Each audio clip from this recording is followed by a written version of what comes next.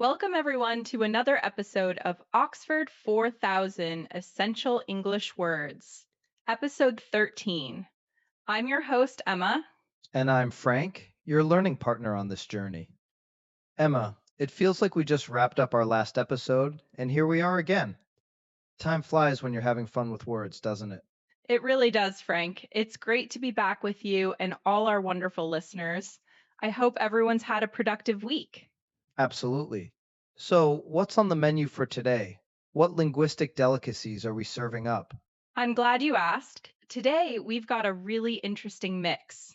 The words are formal, decoration, prospect, invade, sweep, us, suffer, lively, waiter, and believe. Wow, that's quite a list. It goes from something as grand as invade to something as simple as us. And waiter in the mix? This should be a fun one to connect. I'm already trying to build a story in my head. I'm sure you are, and that's a great way to learn. Before we dive into our word by word deep dive, a quick reminder to all our listeners. If you enjoy our show and want to support us, please remember to save, like, subscribe, and share this episode. And don't forget to hit that little notification bell. That way you won't miss out on any of our future content. Your support is what allows us to keep creating more polished episodes for all of you. Exactly. Now, shall we get started with our first word? It's formal. Formal. Okay, that sounds serious. Does it just mean wearing a suit and tie? That's definitely one key use of it. Formal is an adjective used to describe things that are done in accordance with rules, convention, or ceremony. In Chinese, we can think of its core meaning as 正式的. So, a formal dinner, a formal meeting. What about formal language? Is that a thing? An excellent question. Yes, formal language is what you would use in official reports, academic essays, or when speaking to someone in a position of authority. It's the opposite of casual or slang filled speech. For example, instead of saying, "Hey, what's up?" you might say, "Good morning, how are you today?" Got it. So it's about following established etiquette. Let's try some sentences. The invitation specified a formal dress code, so I had to rent a tuxedo. Perfect. That captures the clothing aspect. Here's another. She gave a formal presentation to the board of directors. This one highlights its use in a professional setting. And for the language angle, although we are friends, our communication at the office is always quite formal. Precisely. You've nailed the different shades of formal. Now let's move on to something a bit more colorful. Our next word is decoration. Decoration. I love this word. It makes me think of parties and holidays. You're right on track. Decoration is a noun. It refers to the activity of making something look more attractive by putting things on it, or one of the things you use to do this. The core idea in Chinese would be 装饰 or 装饰品. So it can be the action and the object itself. Like my hobby is decoration, and I bought a new decoration for my living room. Exactly. You can say, the decoration of the hall for the wedding took 3 days. That's the action. And you can also say, the Christmas decorations are stored in the attic. Those are the objects. I see. So it can be plural. Can you use it for things that aren't objects, like a military medal? Great point. Yes, a medal or award given for bravery or achievement is also called a decoration. For instance, he received a decoration for his service in the army. That's interesting. So, one word, multiple contexts. The birthday party decorations included balloons and streamers. A classic example. And she has a flair for interior decoration that uses it as the skill or field of study. All right, ready to look ahead? Our next word is prospect. Prospect. This one feels like it's about the future. Am I on the right track? You are. Prospect is a noun that means the possibility or likelihood of some future event occurring. In Chinese, you could summarize it as 前景 or 可能性. So, if I'm looking for a new job, the job's prospects would be its potential for salary growth and promotion? That's a very common usage. For example, the prospects for the company's growth look very promising. You can also use it to refer to a person who is likely to be successful. He is considered a top prospect for the national team. It can also refer to a view, right? Like a beautiful mountain prospect? Yes, though that's a slightly more literary or older use of the word. It means a wide view of a landscape. The prospect from the hilltop was breathtaking, but the meaning related to future possibility is far more common in everyday conversation. Okay, let's stick to the common use. There is little prospect of him changing his mind. Good one. It shows the lack of possibility, or the prospect of spending a week on the beach is very appealing. It's the idea of it happening that's the prospect. I think I've got it. It's about what might happen. What's next on our list? It seems we're taking a more aggressive turn. We are. The next word is the verb invade. This means to enter a country or region with an armed force in order to occupy it. The Chinese equivalent is direct. Roots in. That's a strong word. Obviously, we hear it in historical contexts, like the army prepared to invade the neighboring country.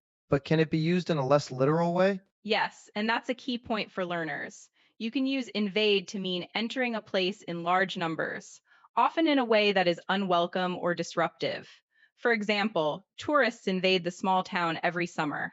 Ah, so it has a negative feeling even in the non-military sense. It's not just visiting. What about invading someone's privacy? Exactly. That's a very common collocation. He felt like the reporters were invading his privacy with their personal questions. It means to intrude on something that should be private. So, a sentence could be, the weeds began to invade the garden, choking the flowers. A perfect metaphorical use. It captures that sense of unwelcome takeover. You're getting the hang of these nuances, Frank. Now, for our next word, sweep. Sweep. I know this one. It's what I do to my floor with a broom. That's its most basic meaning, yes. As a verb, sweep means to clean an area by brushing away dirt or dust with a broom. The Chinese is da sao, but it has many other powerful meanings. Oh, do tell. Like sweeping the nation? Precisely. Sweep can mean to move, especially quickly and smoothly, in a particular direction. The fire swept through the forest. It can also mean to win all the parts of a competition. Our team swept all the major awards. And what about emotions? Can an emotion sweep over you? Yes, a wave of relief swept over him. It describes a sudden, powerful feeling. The word has a sense of broad, continuous motion. This is a really versatile word. I need to sweep the kitchen floor. That's the simple one. The new fashion trend is sweeping the country. That's the popular one. Excellent examples. And she swept her hair back from her face. That's the physical movement. Okay, let's keep moving. Our next word is very short, but very important. Us. Us. This seems almost too simple. It's the object form of we, right? Correct. Us is a pronoun used when the speaker and one or more other people are the object of a verb or preposition. In Chinese, it's woman. The key is knowing when to use we and when to use us. We is the subject, us is the object. So, we are going to the store, but the store owner saw us. Exactly. It's a common mistake for learners. You wouldn't say, he gave the books to we. You'd say, he gave the books to us. Let's do a few examples to make it clear. She invited us to her party. Perfect. Us is the object of invited. Another one. This secret is just between you and me, which is similar to saying, this is just between us. You would never say between you and I. So, after any preposition like for, with, or to, it's always us. They are waiting for us. You've got it. It's simple but fundamental. Okay, from a simple pronoun to a more difficult emotion. Our next word is suffer. Suffer. That's a heavy one. It means to experience pain or distress. It does. Suffer is a verb that means to experience or be subjected to something bad or unpleasant, like pain, illness, or loss. The core meaning in Chinese is 遭受 or 忍受. So you can suffer from an illness, like he suffers from chronic headaches. Yes, suffer from is a very common collocation. You can also suffer a particular injury or defeat. For example, the company suffered huge losses last year. So it's not just physical pain, but also financial or emotional hardship. Does it have to be a big dramatic thing? Not necessarily. You could say, I can't suffer fools gladly, which is an idiom meaning you are very impatient with people you think are stupid. It's more about a lack of tolerance. That's a good one to know. Let's try a sentence. Many people in the world suffer from a lack of clean water. A powerful and true example. Or, on a smaller scale, she suffered a minor injury to her ankle. It covers a wide range of negative experiences. Renee, I think I understand. Let's lighten the mood a bit. What's next? I agree. Let's move to a much more positive word, lively. Lively. That's the opposite of suffer. It means full of energy and enthusiasm. That's it exactly. Lively is an adjective, meaning full of life and energy, active and outgoing. The Chinese for it is 活泼的 or 热闹的. So you can have a lively person, a lively party, a lively conversation. All correct. She has a very lively personality. It was a very lively debate. It describes something that is animated and interesting. Can a place be lively, like a city? Absolutely. The market was lively, with vendors shouting and people everywhere. It paints a picture of a bustling, energetic scene. I like this word. The puppies are especially lively in the morning. A very cute example. Here's another. We had a lively discussion about politics. It doesn't mean we were arguing, just that the conversation was energetic and engaging. Got it. Okay, we've had a lively discussion so far. We have 2 words left. Who's next? Next up is waiter. This one should be familiar to anyone who's eaten at a restaurant. A waiter is a man whose job is to serve customers at their tables in a restaurant. What do you call a female waiter? Traditionally, the term was waitress, but in modern English, it's becoming more common and inclusive to use waiter for any gender, or the gender neutral term server. But waiter is still widely used and understood for a man in that role. The Chinese is simple. 服务员. So it's pretty straightforward. The waiter took our order promptly. Yes, a very direct and clear usage. You can also use it to describe the interaction. We asked the waiter for the bill. There aren't really any hidden or metaphorical meanings to this one, are there? Not really. It's a very functional, descriptive noun. Its usage is almost always literal. For example, the waiter recommended the special of the day. Pretty simple. All right, easy enough. 1 word left. What's our grand finale? Our final word for today is believe. This is a big one. Believe. To accept something is true. I believe you. That's the most common meaning. Believe is a verb that means to accept that something is true, especially without proof. The Chinese equivalent is 相信.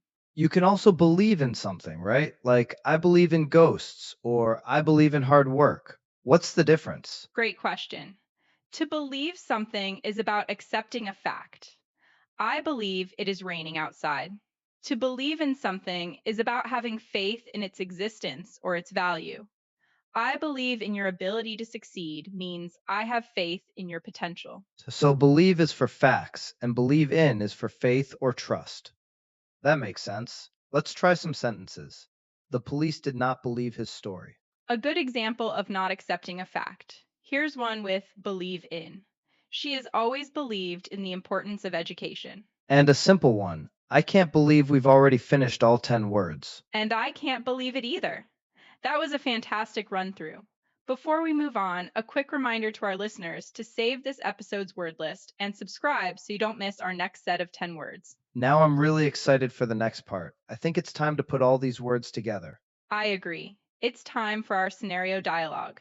Today's scene is set in a restaurant where two friends are having dinner and discussing some recent events. Try to spot all 10 words we learned. Let's do it. You can start. Frank, this restaurant is so lively tonight. I love the atmosphere. I know. The decoration is beautiful too. It's not too formal, just elegant. I'm glad we came here. Me too. Did you hear that our old company suffered some major financial setbacks? Oh no, I didn't. I can't believe it. The prospect for them seemed so bright when we left. Well, a rival company decided to invade their market share with aggressive pricing. It really swept them off their feet. That's terrible. It affects all of us who still have friends working there. Exactly. We should check in on them. Oh, here comes the waiter. Let's order. Good idea. Excuse me, waiter. We're ready. And scene. How did we do, Frank? Did we get them all? Let's check. Lively, decoration, formal, suffer, believe, prospect, invade, sweep, us, and waiter. 10 out of 10. It's amazing how they can all fit into one short conversation. It really shows how these words can be used in everyday situations. Now, are you ready for a challenge, Frank? And are our listeners ready? I'm ready to challenge them. It's time for our Chinese to English practice segment. I will say a sentence in Chinese using some of today's words. You at home will have 5 seconds to translate it into English. Emma and I will then give you a couple of possible answers. The pressure is on. Let's hear the first sentence. Okay, listen carefully.